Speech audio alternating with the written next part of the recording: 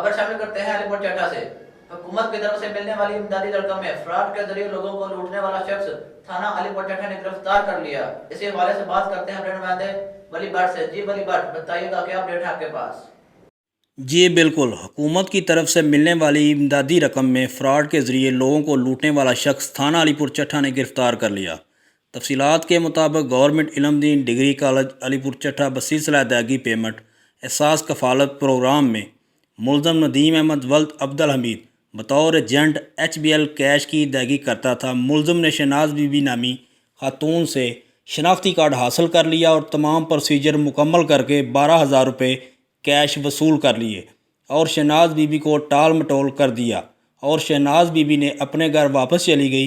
दूसरे दिन शहनाज बीबी ने आकर जांच पड़ताल की तो पता चला कि मुलज़म नदीम अहमद ने उनकी रकम 12,000 रुपये हड़प कर चुका था। वाक़या का पता चलने पर थाना अलीपुर चट्टा के SHO सरफराज अंजम सेखू ने फौरी तौर पर मुलज़िम को अपनी हिरासत में लेकर मुकदमा दर्ज कर लिया। जी बहुत शुक्रिया वली भट्ट हमें अपडेट करने के लिए।